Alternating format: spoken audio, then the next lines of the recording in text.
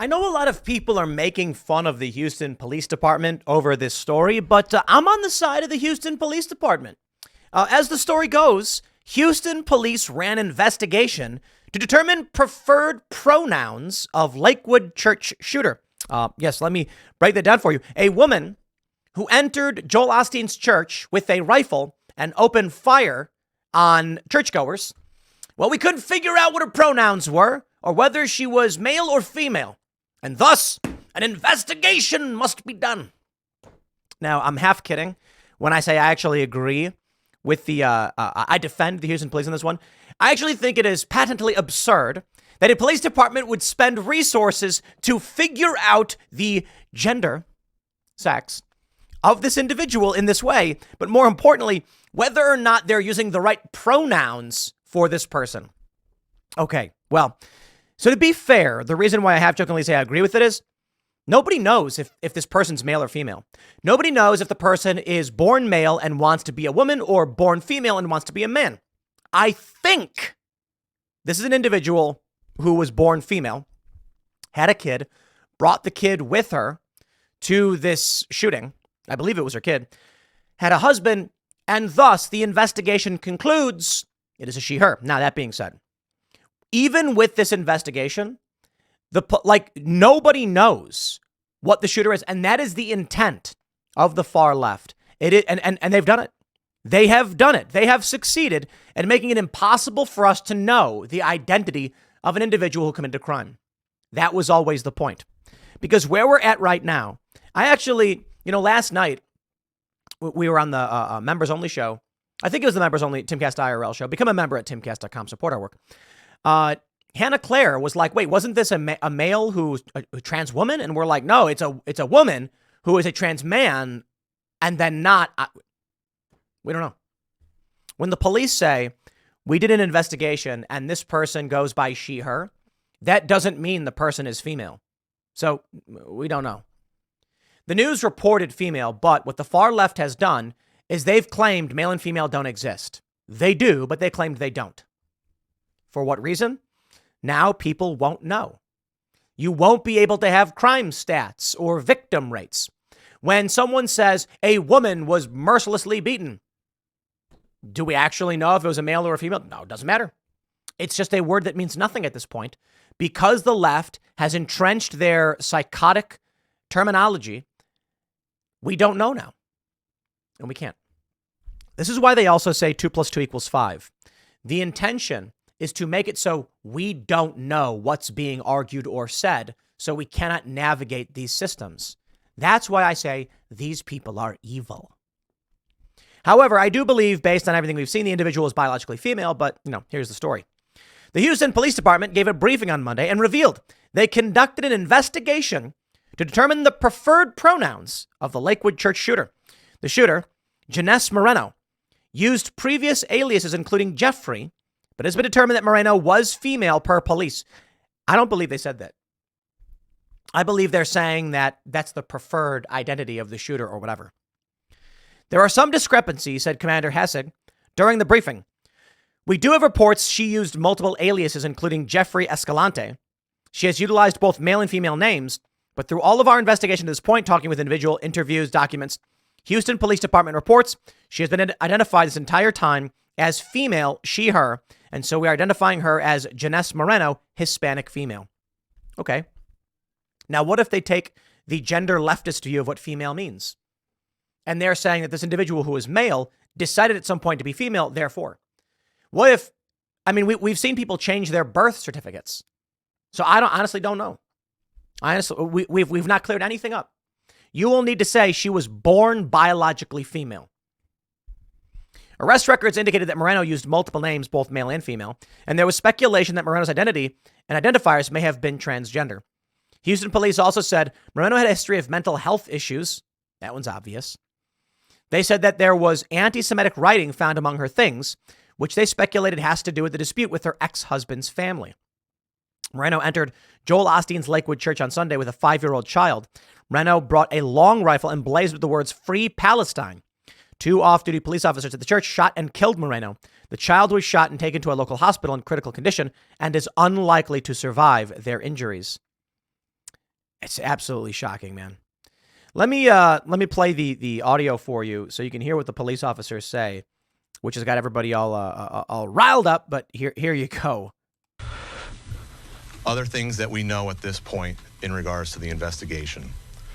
Our shooter is identified by driver's license as Genesee Moreno, 36 years old, Hispanic female. There are some discrepancies. We do have reports. She used multiple aliases, including Jeffrey Escalante. So she has utilized both male and female names, but through all of our investigation to this point, talking with individuals, interviews, documents, Houston Police Department reports, she has been identified this entire time as female, she, her, and so we are identifying her as Genesee Moreno, Hispanic female. I do not blame the police for having had to do this. I don't. This is a product of far left psychotic ideology, which results in news breaking that a person that went by Genesee and Jeffrey tried to commit a mass shooting. I mean, I should say did, but fortunately nobody died except the shooter. A man was shot in the leg. After that, we're just kind of like, I don't know what that means. I don't know. You got a person who uses multiple different gender identifiers. What does it mean? So I don't blame the police for having had to do this, but it shows you the exact purpose of the far left's manipulation of language. Of course, I brought up 2 + 2 = 5. That one is damning and nightmarish. The sophistry and manipulation they use to try and destroy fundamental principles. If 2 + 2 can equal 5, our computers won't work. Our planes will not fly. I'm not surprised. Many of these people want us to live in wilderness, to revert back to being farm-dwelling cave miners or sheep herders. And thus, they will come out with psychotic statements such as 2 + 2 = 5. And that being said, my view of this is the strong will survive. My concern is it is very easy for humans to lose knowledge. And, these people the people who don't believe we landed on the moon, they ask themselves, how did we lose the technology to shield our astronauts from radiation? And I'm like, we lose technology all the time. What do you mean? We do. We lose technology all the time. It's actually quite simple. That's why this is so nefarious, because you can plant what is essentially a mind virus, and as it spreads, you can break down systems. And the end result is a failing society that can't figure out why the plants won't grow because they keep spraying Gatorade on them. You guys have seen Idiocracy. How do you get to that point? Because knowledge is not immortal. There are many ideas that disappear. I mean, famously, the meme goes that the Romans had concrete that could set underwater. And we've wondered how to do it. How do you set concrete underwater? And I don't know if they finally figured out or whatever. But the idea that they would manipulate language to the point where we can't even tell if someone's male or female. This is where we're at right now. And this means that maybe in 10 or 20 or 30 years, they'll look back on this and they will say, no, the police said it was a she, her, but it was actually a he, him. So it was a guy.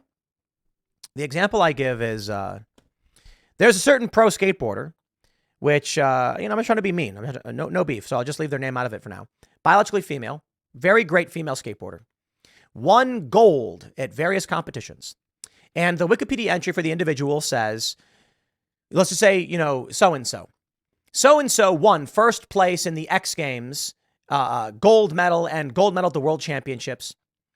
He did this, he did that. When you hear that, you're imagining high-level male competition. The reality is it's a biological female using male pronouns. I find that shockingly offensive because you have let's say someone, Aurelian Girard, Nigel Houston, and Jinwoo. These are very prominent, famous male skateboarders. Jinwoo is 13 years old, by the way. The other one, Aurelian's in his 20s, I believe, and Nigel, I think might be in his late 20s, early 30s. But these guys have accomplished the highest levels of skateboarding. Female skateboarders could not hold a candle to a 12-year-old boy. I'm not trying to be a dick. Truth. This 13-year-old boy, Jinwoo, has done some of the best skateboarding tricks and runs we've ever seen. The females cannot compete and cannot compare. So what happens then?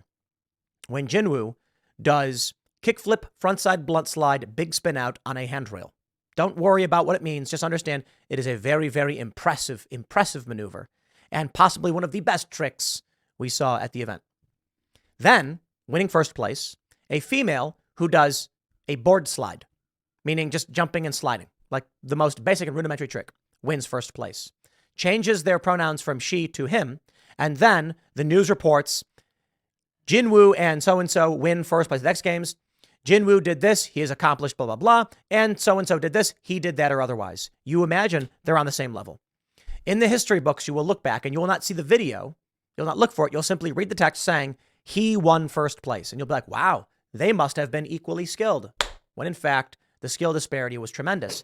And the implication in changing the pronouns is as if to imply both individuals competed at the same place and tied. And there you have it. The destruction of language. 2 + 2 = 5, I think, is a more egregious one because they do these manipulative tricks that prey on people's ignorance. The end result of which I think would be those with the capability to understand abstract thinking advance and those who don't fail. Maybe that's the point. Maybe they're tired of this idea that we have tried to train low intelligence and NPC-like individuals, and they've artificially succeeded. There are people who argue that literacy is a bad thing, that we shouldn't teach people how to read because they can't read properly. Sure, they can say the words in the book, but they can't formulate the ideas properly, thus creating a corruption of the idea and its eventual degradation. As such, we should restrict their ability to read so they can never taint our beautiful and glorious ideas. Maybe that's their plan. My favorite 2 + 2 = 5 meme is squares. Actually, I'm going to pull this one up. I love this. 2 + 2, 5 squares. This one is one of the best manipulative things I've ever seen. It's so masterfully manipulative to stupid people that let me see. I have to. There we go. Make it smaller. Here we go. Cream car. What a manipulative or stupid individual. Here you can see 2 squares on one side, 2 squares on the other. But when you add them together, you get 5 squares. Now, how? How does it equal 5? Well, each individual square is 1, and then the whole of all of them together creates another square. Wow. The only problem with this is it's a trick. What you're actually looking at is not 2 + 2 = 5. It's 2.25 and 2.25. I'm sorry. 1.25 and 1.25 plus 1.25. Why? The left and top edge of the first square is 0.25. The left and bottom edge of the square is 0.25. You are not adding 1 and 1 to get 3 or 2 and 2 to get 5. You're adding 1.25 times 4 to get 5. This is the manipulation that stupid people wouldn't understand. They would simply see the squares when they come together. It's a fifth square as a whole, without realizing the edges of each is a value in and of itself. The purpose here, so that if someone is looking at a math equation, they're going to be going like, I don't understand. There's 4, but you said it was 5, and there's 5, but it's 4. And then what? The person can't make a rocket fly anymore.